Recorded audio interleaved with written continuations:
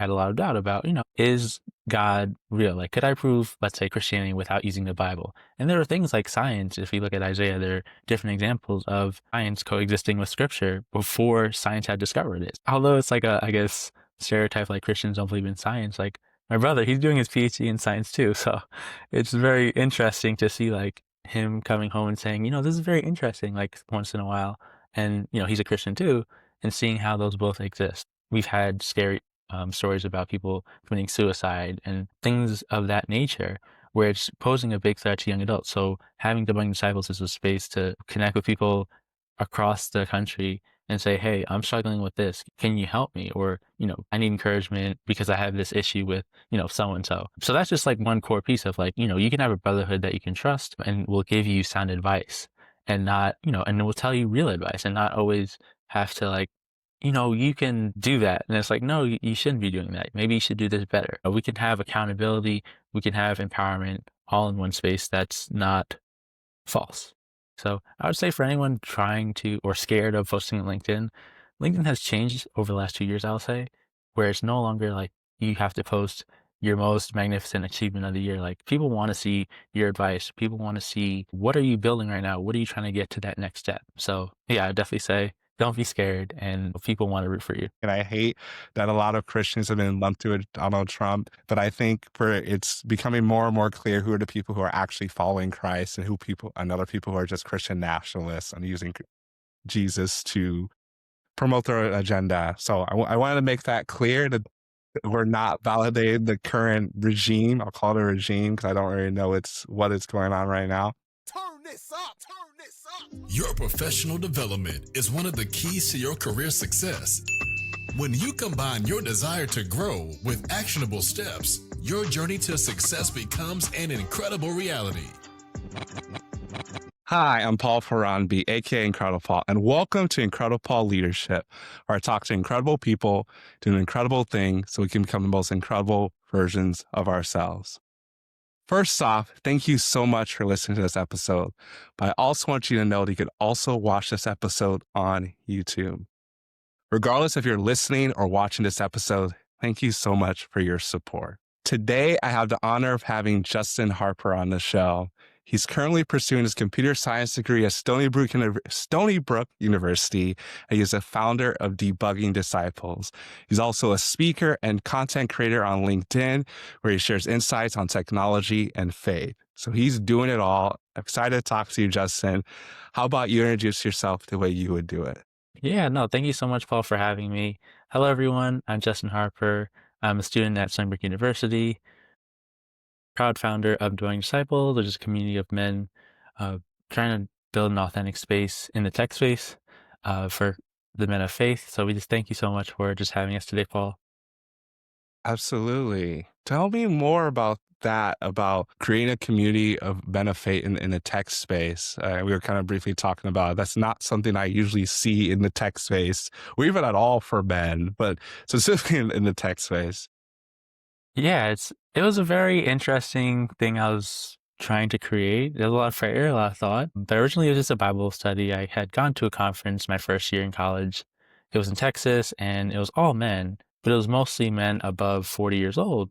And they're talking about authentic things, about their families, about struggles of being a father. And it was the first time I experienced this. So I was like, how can I impact other men in the tech space? Because there was not a lot of young men there, but I had been a part of communities that were of diverse backgrounds, but mostly young men. So I came together with a few Christian guys online and was like, hey, do you want to do a Bible study?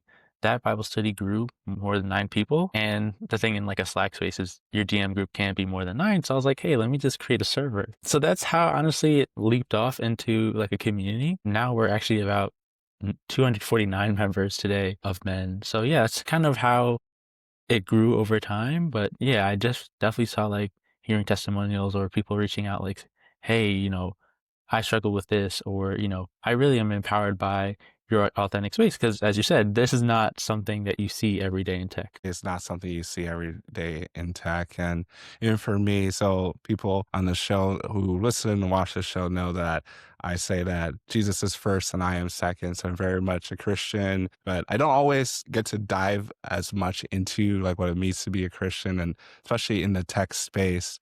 but I didn't know, like, I'm just curious about your journey with being a Christian and even pursuing tech since you're currently in that process too.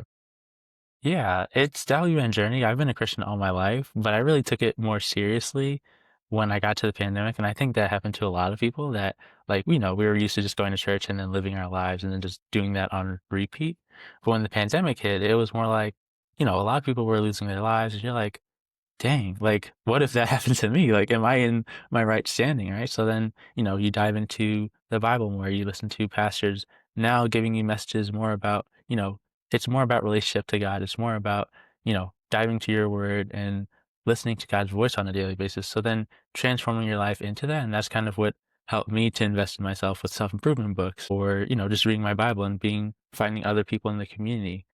So yeah, that's kind of how my journey came into being kind of a leader now in the community. And with tech, it kind of coincided of finding other Christians in computer science and, forming that community.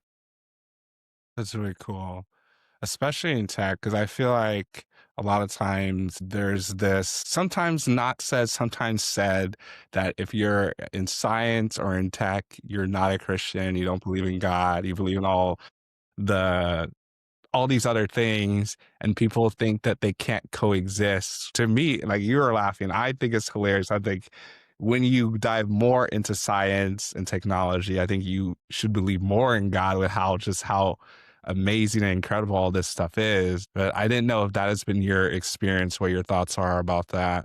Yeah, no, it actually has been. When I had that discovery phase, it wasn't just like, oh, I'm just gonna be a Christian. Like I actually looked at other things. So it's like, when you're a Christian, there's also doubt. In that period, I had a lot of doubt about, is God real? Like, could I prove, let's say, Christianity without using the Bible? And there are things like science. If you look at Isaiah, there are different examples of science coexisting with Scripture Mm. before science had discovered it. So it's like, you know, although it's like I guess, stereotype like Christians don't believe in science, like my brother, he's doing his PhD in science too. So it's very interesting to see like him coming home and saying, this is very interesting, like once in a while. And, he's a Christian too, and seeing Mhm. how those both exist. So yeah, Christians can coexist in both spaces.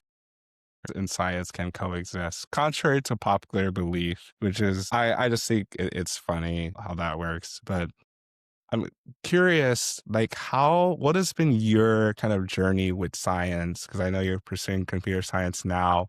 Is that something that you've always been passionate about, or talk me through your journey of STEM? Yeah. So, like, when I was a kid, my mom and my parents just like pushed me into computer science. Like, they saw the opportunities and they're like, let's help them with tech. So they put us in like STEM programs when we were kids. But as I grew older, more like 10th grade, 11th grade, I was actually interested in marketing and I was set on doing marketing when I was going to college. So I took an internship up in 11th grade and I really enjoyed it. But the issue was like sometimes my work, if like I would work really hard, but that result would be very user dependent. So like if this person was reacting enough or my audience didn't give back how much I had given in, basically my ROI was dependent on the user. And I kind of didn't like that a lot because it felt a little bit meaningless in some parts of my work. So I was like, you know what, let me go back to my roots and look at computer science. I had done a hackathon. I joined a club where I did a hackathon and, the speaker was talking about autonomous robots. And I was like, well, this is so cool. And she said that she was looking for people to do internships. And I had done an interview after I reached out to her and I had gotten the internship. And this is my first internship at Cornell Tech, where, I discovered basically all the atmospheres of computer science doing simulations and robot work. So it was really cool. That was kind of how I went from marketing into computer science. And then I just decided to declare my major and go to Stony Brook University. Awesome. Now, we were talking a little bit before the show that you're born and raised in New York and going to school in New York. Was there a transition from like living New York life to like college in New York? Was there a transition at all? I live right by my university, so not really. Okay. So thankfully, not that big of a difference. But I will say, like, going to the city was more of my transition because it's like a long train ride. It's about an hour and a half going from, my school to the city. So it's like that, there's a big difference there of environments. So that's probably the biggest difference of like working 9 to 5 and not having to work after 5. So yeah. That makes sense. Well, talk to me because you said you had that internship experience, right? Yeah. Talk me through that process because, like, a lot of people who are listening to this, like, maybe they're earlier on and they're trying to figure out how to navigate internships, or maybe they're trying to figure out stuff for full time, which I'm sure you're in that process right now. Right around the corner.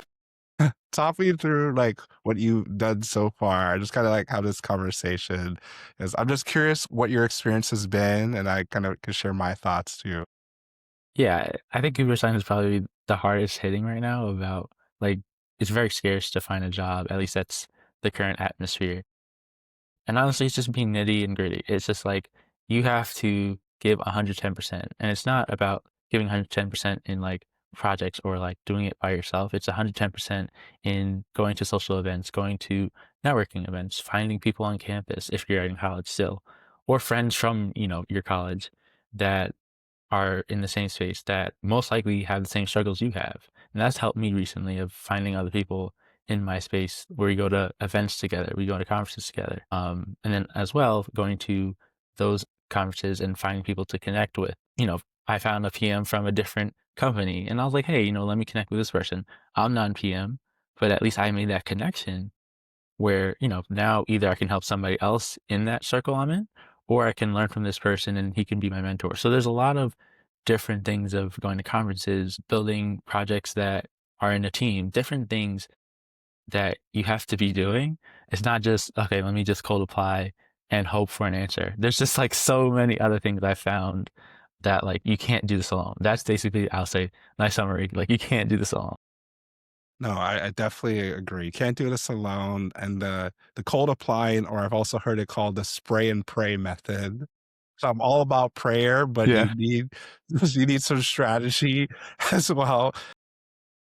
It's really like that connection piece is really crucial. Like that's not really what it comes down to. It's whether you're going to different networking events, going to conferences, reaching out to those people. And it does take a lot of effort, but I think it's because of the nothing wrong with the internet age and like all the stuff with AI, but people are inundated with so many things that are not real.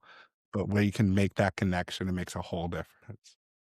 Yeah, no, I think that's also another cruel piece. It's like, with AI and that taking over, our online content and everything, people want that connection. Like nobody is going to root harder for an underdog. So it's like you should be posting your content online. That's kind of what helped me to post online on LinkedIn of, if I am going to do this journey alone, I'm working my butt off to find an internship or a job or my next opportunity. Mhm. I should be showing this online because who better to know that I'm doing this than professionals, right? So yeah, I think especially in the age of AI, like be original, show your journey. It doesn't have to be glamorous. Everybody knows that it takes a lot of work to land a job. So Absolutely.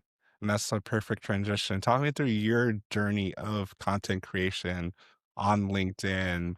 Like, 'cause I know a lot of people are hesitant to even just like or even comment on LinkedIn. So the thought of creating content is people's nightmares just for talking to them. So talk me through like where you started versus where you are now, kind of your thought process of it. yeah, it's funny because like my marketing background actually helped me a lot to know like, what is the basis of, there's different platforms, different algorithms, everything like that. But there's a common ground of like reaching and posting and everything like that. So that's kind of what started me on LinkedIn. What really motivated me was my freshman year when I just, was in like smaller programs. They weren't like internship pathways, but it was more just, building skills. So I started posting about that and people started liking my content and loving it. And I started sharing a little bit about my faith. I was a little bit shy about it at the beginning, but then I saw people, engaging with it and it kind of clicked my marketing background. And I was like, what if I could, use this to my advantage of finding opportunities? Mm, So that's honestly what helped me to move into posting, about internship advice, my opportunities I had landed. And then over time, after I started landing opportunities, I was like, hey, I love giving back. So it's like, why not give back through internship advice, AI advice about, how do you build your personal branding? So I would say for anyone trying to or scared of posting on LinkedIn, LinkedIn has changed over the last 2 years, I'll say, where it's no longer like you have to post your most magnificent achievement of the year. Like people want to see your advice. People want to see what are you building right now? What are you trying to get to that next step? So yeah, I would definitely say don't be scared and people want to root for you. You heard it here. Don't be scared. People want to root for you.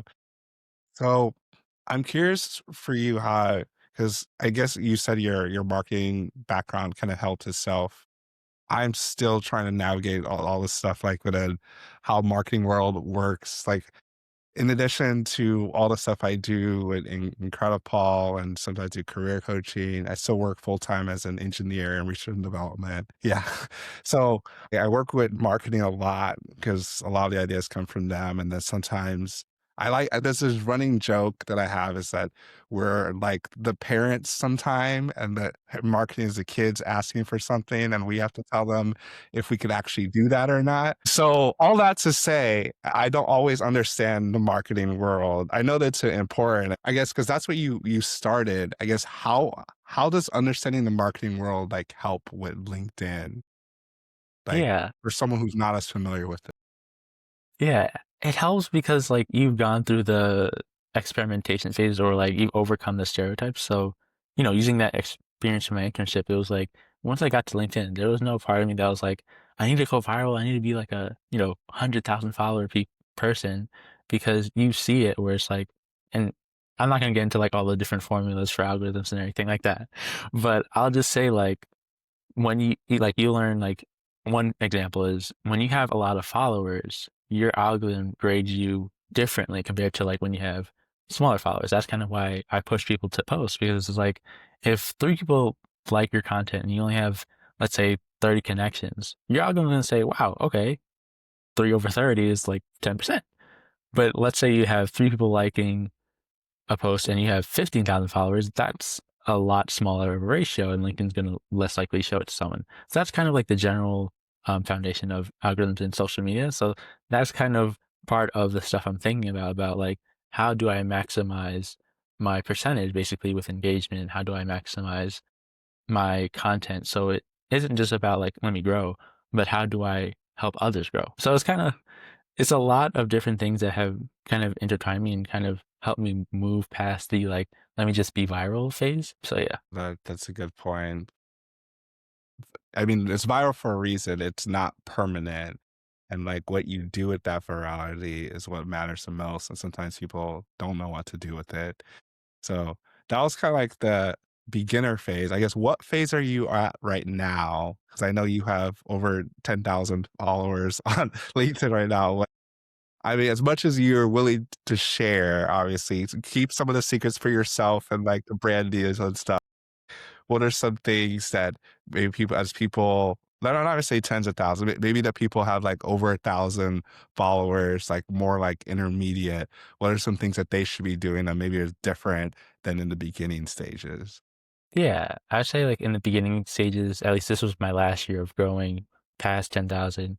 I was just trying to find my voice and not saying like I didn't know what I was going to say, but more just like, how do I balance my faith? How do I balance? Because like sometimes I just have a lot of different thoughts. I was like, this would be good to share, but it's like, is this good to share for my personal branding? So it's like, do I stick to mindfulness, faith, and tech? Like, what do I choose? So that's kind of, I guess, from my intermediate step that helped me throughout the year of saying, okay, I definitely like my faith. That's part of me. That's my core. I also love posting about tech, software engineering, AI, things like that.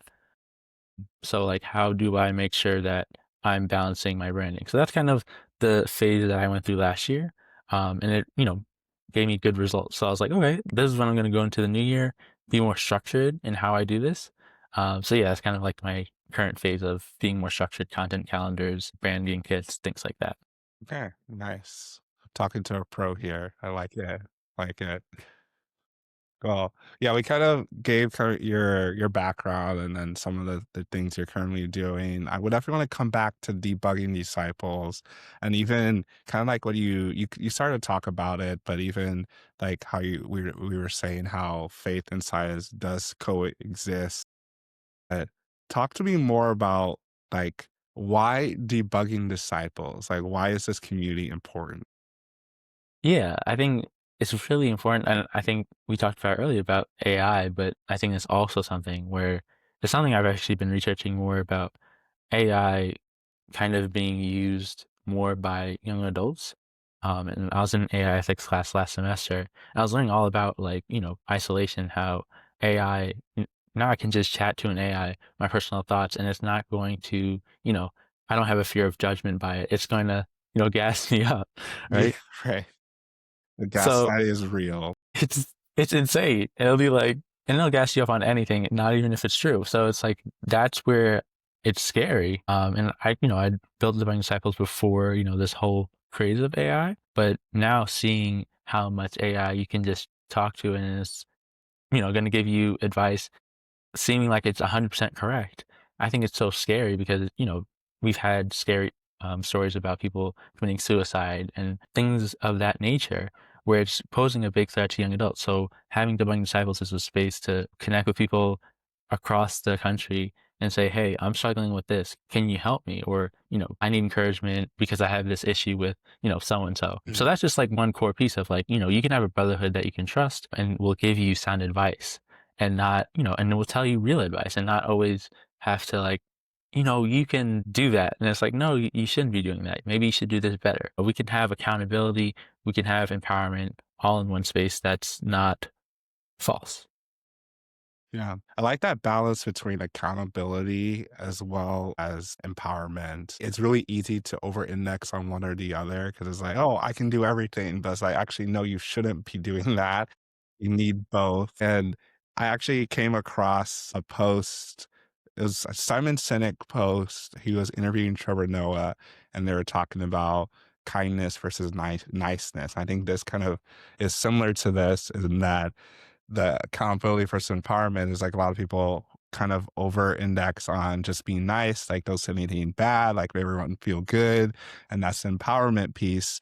But then you need the accountability.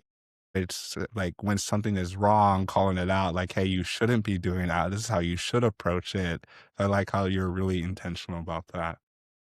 Yeah, no, thank you so much. Yeah, I think that's not honestly something I had to learn for myself before I could even like tell the guys about that. Because like for me, I had to go through my own work. I'm in therapy right now, and I had to go through my own like don't beat yourself up because you made one mistake. It's like but you also can't be prideful enough in just saying, hey, everything's okay.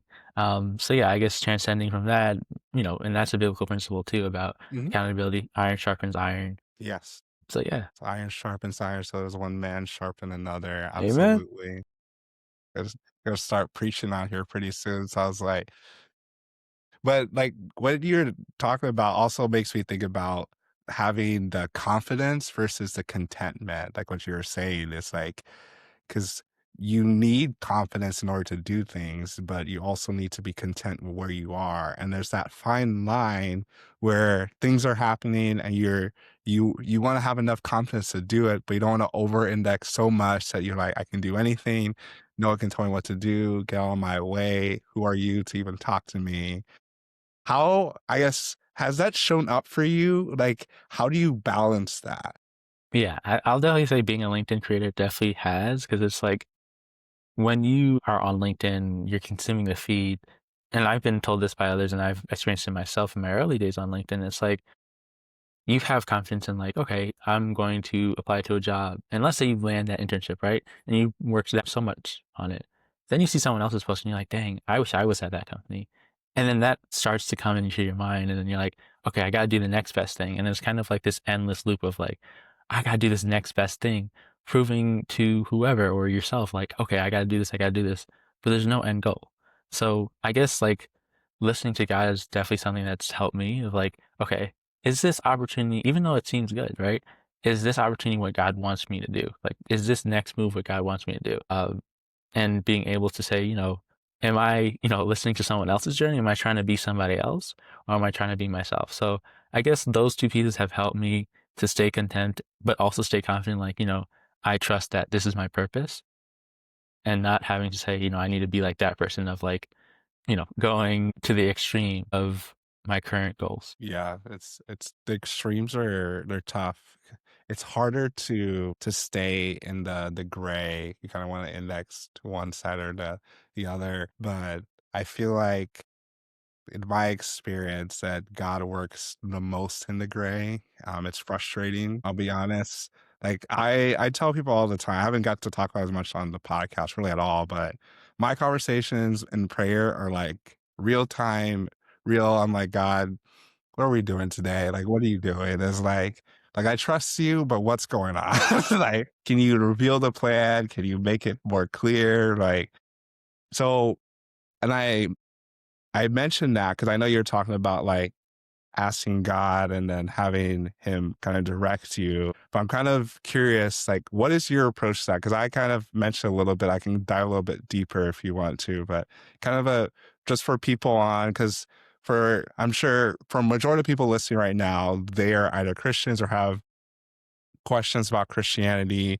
If they kept on listening, if they didn't want to hear about Christianity, they probably tuned off by now. So we'll return back to the more leadership focused stuff at some point, but I really felt like this was a conversation we needed to have. What is your approach? And I know this is a tough question for anyone, especially because you're still fairly young. You're a senior in college, Yeah, now I'm junior, a senior. I'm about to be a senior, senior. Yeah. yeah, about to be a senior. So, but I can already tell that you're wise beyond your years just with the stuff that you're doing. Thank you. So I'm just curious because whether or not, I'm sure you already realize that there's people who are either younger than you or even older than you. They're already like looking to you. So I'm just wondering, what has been your approach to try and figure out your purpose and fine tune it? I'm sure it hasn't always been perfect, but what has been your approach so far? Yeah, faith has definitely been a big struggle. I think like even right now I'm in a season where God is teaching me to be patient, even when, and I think recruiting's taught me this a lot about, you can do as much as you want to, control a situation, but in the end, God shows me this over and over again. God determines the outcome, and I think Proverbs 16:33 is my favorite verse because it talks about, man can roll the dice, but God determines how they land. Mm, And it really has shown me in my life, like, even though patience is probably one of the biggest struggles of any Christian, I think for me, at least right now, it's more about, I have to be able to not hyperfixate and try to control everything. Journaling helps, talking with others about the situation if they're going through a similar situation has helped. But yeah, I think that at least helped me to stay grounded in doing meditation. So that at least, ground my mind to think like, okay, in 5 years, I'm probably not even going to think about this, whatever I'm praying for. I might be living in that or I might not be. But, kind of taking yourself out of that situation and saying, okay, is this as big as I'm blowing it up as? Has at least helped me to be able to ground myself, stay present and be like, okay, I'll keep praying, don't stop praying, but, I'll be able to at least not have to psych myself out or, overthink this. yeah, the overthinking is something I've been learning, and it sounds like you're learning to. It reminds me because you mentioned a proverb. The one that popped in my head was Proverbs 3, 5, and 6, to trust in the Lord in all your heart and lean not on your own understanding. In Big all your not. ways acknowledge him and he'll direct your paths. And that lean not on your own understanding is like, that's where I have conversations with God all the time. I was like, God, but what are you doing? And he's like, remember, and this is just real time, is like, for me, it's being able to reflect back on all the times that God has done it, whether in my life personally or in other people's lives. And I think that is a real reason or real key to community, like what you're doing with debugging disciples or other communities you've been a part of. I think that's why that's so key.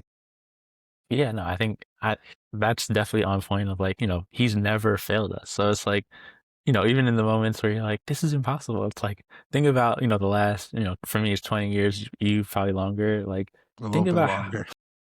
tiny, I said a little bit. No, no, you're good. I'm totally covered. I'll turn the third 32 this year. So Man, yeah, I know. it's only a little bit though. Yeah, it's okay. I'm totally comfortable with it, but keep going. But he showed himself time and time again, we're still alive, we're still flourishing, we're still, in our purposes. So it's like, at the end of the day, he's not failed us. We wake up again, we're in purpose. So just reflecting on that, I think you brought up a really good point with that. Absolutely. It's that deflection piece. At least we're recording this episode towards the beginning of the year. haven't determined when this episode's actually going to drop, but I pretty much have episodes recorded for the first few months of the year. So we'll figure out what it makes sense to drop this episode. But at least for me, it's definitely as you close out a year, and I posted about this the other day, it's just making sure you take the time to reflect on things.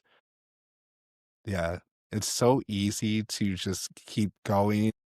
You probably seen it like when you intern, you probably talk to people and they're like, I was here, I thought I was gonna be here for a year, 20, 30 years later, what happened? And a lot of times it's because you just get caught up in what you're doing. You don't ever reflect on it. And then for whatever reason, people think that I'm stuck, I can't do anything else, but that's never actually true. Yeah, no, I think you're right on point. Like for me, same thing with my Christianity that helped was writing a gratitude wall. And I actually just printed one yesterday for 2026. It's like, I can take those papers after, they fill up and I can read those and be like, dang, like, cause our memories aren't as fine tuned as we might think they are. But, 3, 4 months back, like, remember when that thing that you were praying so hard about was, and you're like, dang, now it might be too small or like, now you're like, dang, that problem wasn't as big as I thought it was until God came in. Like those moments is what helps at least me say, you know, I was so young back then, and, like, it was 3, 4 months ago, but that thought of, like, I was young in my thought back then, and now I can look back and say, "Dang," "I can move forward in life, I can overcome this hurdle." It definitely helps, like, gratitude. Gratitude is so huge. And like what you even mentioned with the 3 or 4 months, we underestimate how much can change in a year, not talk about 3 or 4 months, but we also overestimate how much effort it's gonna take to make that change. Because it's those gradual changes, like James Clear has made it really popular with Atomic Habits with those getting 1% better. But it's those gradual changes um, end up with a really big change, but it really is you being consistent and being disciplined over that time to make the longer term change when you make a decision at the beginning. Yeah. And I think that's definitely completely true. Is like, even with people who are in their career hunt right now, it's like, it doesn't have to be a FANG or, as they say, Mango these days, but like a big company that you need to get in at the first time. It's like, and that's kind of been my journey of like me moving from startups to now big tech companies. Now I can use those skills at each step of like learning from this company and learning from, okay, what did work last time? What didn't work this time? It doesn't have to be like 0, 100. It has to just be small steps, trying and trying and trying and trying. And then one day it's just going to be able to flourish. Hmm. Absolutely. One day it will flourish. That's good. Well, I'm curious, like, is there anything we haven't talked about yet, either about your personal life, debugging disciples, content creation, that we want to make sure we talk about as we kind of start to wrap things up? No, honestly, you've really covered everything. I really liked it. So, no, I appreciate that. You're doing the heavy lifting. I'm just asking questions. So like it's all on you. You can pat yourself on the back. I'm just here. But before we wrap things up, I definitely want to make sure people know how to get connected or stay connected with you, whether it's on LinkedIn, get plugged into debugging disciples, all the different things. What's the best way to stay connected with you? Yeah, I mainly post on LinkedIn. I also write, well, I'll say like my LinkedIn is Justin Harper. If you look up like CSS Stony Brook, I'll pop up. I also have the Debugging Disciples LinkedIn page. We have a link in bio that talks about Debugging Disciples. So if you want to learn about that, it's for men in STEM. It doesn't have to be, college. It could be anyone from college all the way to new grads and up to about 5 to 10 years of experience. And also, I do write Medium articles, so it's mostly about AI and new findings and research. So feel free to plug at me there. For sure. I'm gonna have to check out those articles on AI and try to absorb as much as I can, as you kind of almost aged me out of what the debugging disciple, because I'm right at like the 10 years of experience. I might just sneak in there anyway if you all will app me. I'll let you in. You'll let me in. No, I appreciate it. No, Justin, it's been really incredible having you on the show. I love the energy you bring and how you are unashamed of the gospel and how you share it. Like it's clear to me that you're connecting with people. That's how we got connected off of LinkedIn. Like we've never met each other in person. It was like One through a day. mutual connection. They either shouted you out or you commented on something. And then I was like, I'm going to follow this guy, see what he's about. And I was like, I need to have a conversation with you. And I really appreciate you making the time. No, thank you so much. I really enjoyed it. Absolutely.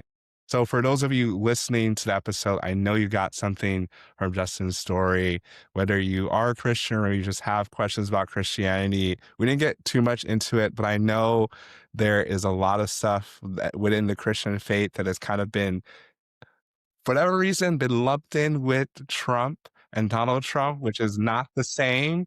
Like if you notice that neither of us even mentioned that name because that is not synonymous with Christianity. And I hate that a lot of Christians have been lumped with Donald Trump. But I think it's becoming more and more clear who are the people who are actually following Christ and other people who are just Christian nationalists and using Jesus to promote their agenda. So I wanted to make that clear that this is not, we're not validating the current regime. I'll call it a regime because I don't really know what is going on right now. Yeah.